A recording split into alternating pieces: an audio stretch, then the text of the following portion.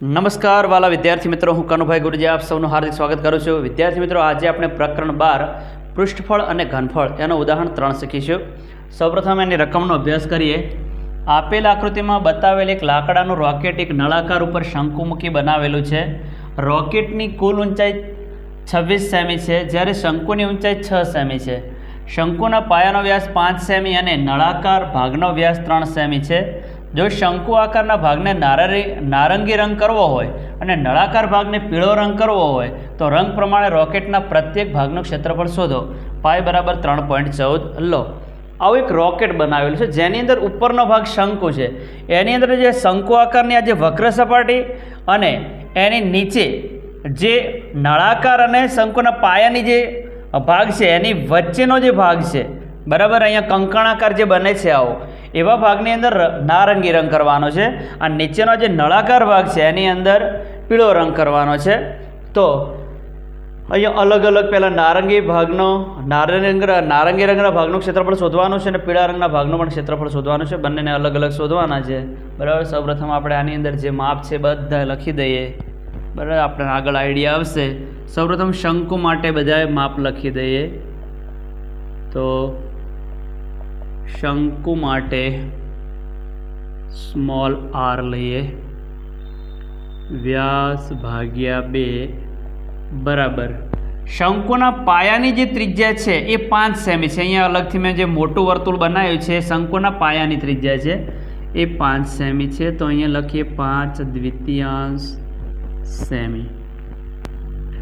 બીજું એચ આપણી રકમમાં જ આપેલો શંકુની જે ઊંચાઈ છે, લંબ ઊંચાઈ એ 6 સેમી આપેલી છે. પછી એલ નથી આપ્યો, એલ આપણે મેળવી લઈએ. L² બરાબર R² વત્તા H². આ સૂત્રનો ઉપયોગ કરી અને આપણે એલ મેળવી દઈએ. આર આપણી પાસે 5/2 છે, તો 5/2 વર્ગ. H બરાબર 6 છે, તો 6² અંશનો વર્ગ, પાયો 25 / 2/4, 2² 4, છાયો 36. હવે અહીંયા 4 લસા લઈએ તો 25 વત્તા આમ ક્રોસ ગુણાકાર કરો તો 4 × 6 = 24, 24નો ચોગડો વધી આવી 2, 4 × 12, 12 ને 2 14. તો અહીંયા 144માં 25 ઉમેરો તો 169/4. 169 જે છે એ 13નો વર્ગ છે, 4 એ 2નો વર્ગ છે. તો અંશમાં અહીંયા 13/2નો વર્ગ. બંને બાજુથી વર્ગ દૂર કરો તો આપણને અહીંયા L બરાબર 13/2 સેમી મળશે, બરાબર. આ શંકુના માપ બધા મેળવી લીધા. હવે નળાકાર માટે, તો નળાકારના માપ પણ અહીંયા લખી દઈએ. નળાકાર ભાગ માટે, નળાકાર માટે સીધું લખી દઈએ. એની અંદર આપણે એનો માપ લઈએ કેપિટલ R નળાકાર માટે. હવે નળાકાર છે ને, નાનકડો જે ગોળાકાર ભાગ દેખાય છે જે અંદર મેં દર્શાવે છે એનો વ્યાસ 3 સેમી છે. તો વ્યાસ ભાગ્યા 2, નળાકારનો વ્યાસ 3 સેમી છે, અહીંયા પણ લખ્યો છે, ભાગ્યા 2. આને આમને આમ જ રાખીએ. બીજા નળાકારની ઊંચાઈ જેને આપણે કેપિટલ H કહીએ, કારણ કે બંનેની ઊંચાઈ જુદી જુદી છે. હવે આખા રોકેટની લંબાઈ 26 સેમી છે, એમાંથી આ શંકુની ઊંચાઈ જે છે એ બાદ કરી દો, 6 સેમી છે. તો આપણને અહીંયા 6 જાય તો 20 સેમી, જે મેં અહીંયા લખી દીધી છે. હવે સૌપ્રથમ આપણે નારંગી રંગનો જે ભાગ છે ઉપરનો શંકુ, એનું ક્ષેત્રફળ શોધી દઈએ. નારંગી રંગના ભાગનું ક્ષેત્રફળ બરાબર શંકુની વક્ર સપાટી પર નારંગી રંગ કરેલો છે, તો શંકુની વક્ર સપાટીના ક્ષેત્રફળનું સૂત્ર છે πr/l વત્તા અહીંયા નીચે આવો જે કંકણાકાર ભાગ છે, અહીંયા જે કોરો ભાગ દેખાય છે એના ઉપર પણ નારંગી રંગ કરેલો છે. તો આપણે મોટા વર્તુળમાંથી અંદરનું નાનું વર્તુળ છે બાદ કરીશું. હવે મોટું વર્તુળ છે શંકુનો પાયો છે, એના માટે આપણે આ પાઈ સ્મોલ આર વર્ગ લીધો છે, સ્મોલ આર વર્ગ લીધો છે મોટા વર્તુળ માટે. અને જે અંદરનું નાનું વર્તુળ છે નળાકારના ભાગનું વર્તુળ છે, બરાબર, એને આપણે બાદ કરી દઈશું. પાઈ એના માટે કહીશું કેપિટલ આર વર્ગ કહીશું, બરાબર છે. હવે બધામાંથી આપણે એક કામ કરીએ. આમાં ખ્યાલ આવી ગયો હશે. મોટા વર્તુળનું ક્ષેત્રફળ પાઈ આર વર્ગ, નાના વર્તુળનું ક્ષેત્રફળ પાઈ કેપિટલ આર વર્ગ, બરાબર છે. ખાસ એ સમજવાનું, શંકુ તો પાઈ આર એલ આવી જશે, પણ આ જે કંકણાકાર ભાગ બને છે એના માટે આપણે અલગથી આટલો ભાગ છે ને એ એડ કરવાનો છે અંદર, બરાબર. હવે 3 એ 3માંથી પાઈ કોમન કાઢી દઈએ ને પછી કિંમતો મૂકીએ. અહીંથી પાઈ કોમન નીકળે એટલે આર એલ વધશે, અહીંથી પાઈ કોમન નીકળે એટલે આર વર્ગ વધશે, અહીંથી પાઈ કોમન નીકળે એટલે કેપિટલ આર વર્ગ વધશે. બધી જ કિંમતો મૂકીએ. પાઈની કિંમત 3.14. સ્મોલ આર બરાબર આપણી પાસે 5 દ્વિતીયાંશ છે, તો અહીંયા લખીએ 5 દ્વિતીયાંશ.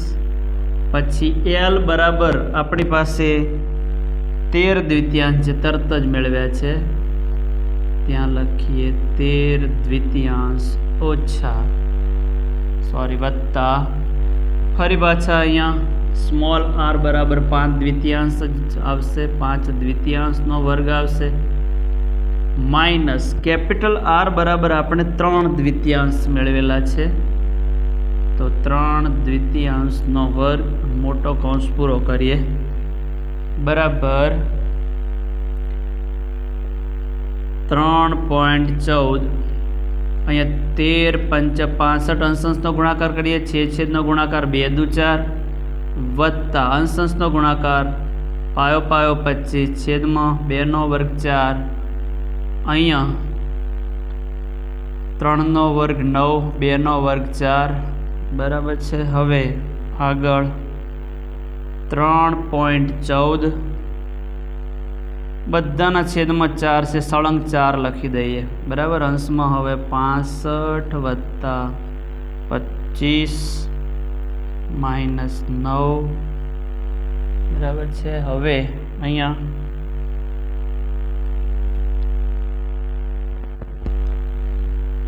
બરાબર અંશની અંદર 3.14 કૌંસની અંદર છેદમાં 4, બરાબર અંશની અંદર 5 ને 5 10 સ્ટેપ વધારે કરી દઈએ, 6 7 ને 2 9, 9 માઇનસ 9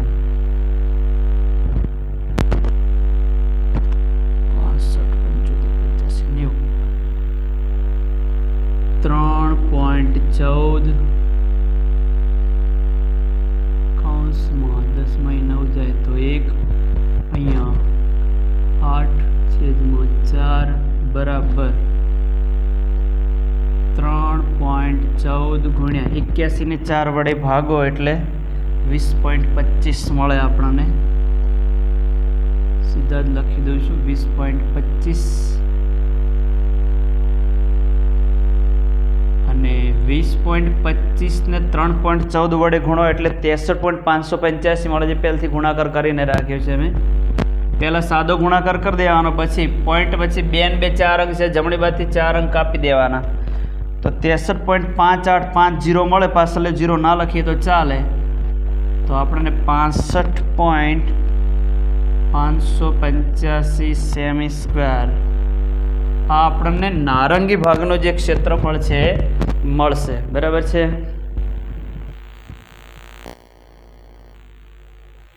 નારંગી રંગના ભાગનું ક્ષેત્રફળ આપણે 63.585 સેમી વર્ગ મેળવ્યા પછી હવે નીચેના પીળા રંગના ભાગનું ક્ષેત્રફળ, નળાકાર જે છે એના પર પીળો રંગ કરેલો છે, તો અહીંયા લખીએ હવે પીળા રંગના ભાગનું ક્ષેત્રફળ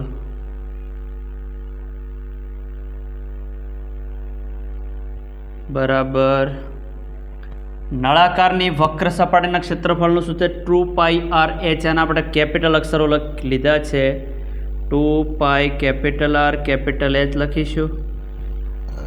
અને નીચેનો જે ભાગ છે વર્તુળાકાર છે, બરાબર, એના માટે વર્તુળના ક્ષેત્રફળનું સૂત્ર છે આપણે પાઈ r વર્ગ.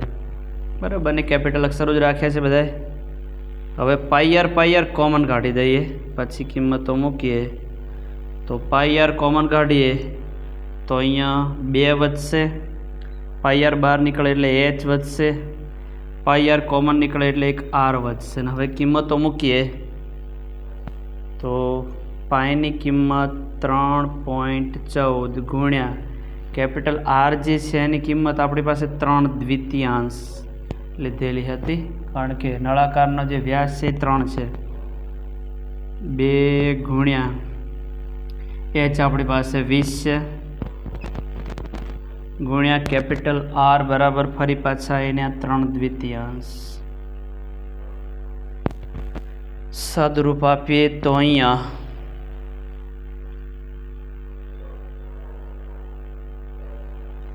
પોઈન્ટ દૂર કરીએ અને પછી છેદ ઉડાડી દઈએ. 314/100 ગુણ્યા 3/2.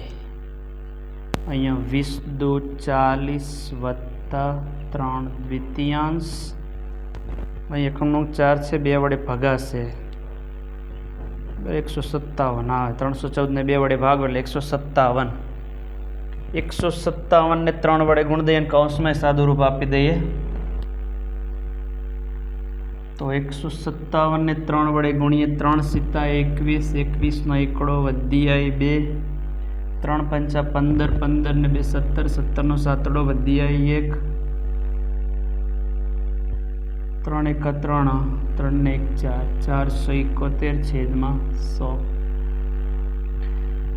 કૌંસની અંદર 20 × 40 ખરા પણ લસા 2 લઈ લઈને ક્રોસ ગુણાકાર કરી દઈએ. 4 × 2 80, 80 + 3/2 બરાબર અહીંયા 471/100 ગુણ્યા 80 × 3 83/2 બરાબર. 83 ને 2 વડે ભાગી દઈએ પછી જ ગુણાકાર કરી દઈએ. તો અહીંયા 83 ને 2 વડે ભાગીએ તો 2 ગુણ્યા 2 ચોગાઠ, 2 × 2, 2 ને 1 3, 2 × 5 10, 41.5 આવશે. 2 ઉડી જશે બરાબર. આનો પોઈન્ટ કાપી દે. બસ સાદો આ રીતનો ગુણાકાર કરી દઈએ. એકડા ભાઈ 2 શૂન્ય છે, જમણી બાજુથી 2 અંક કાપો તો 4.71 ગુણ્યા 41.5.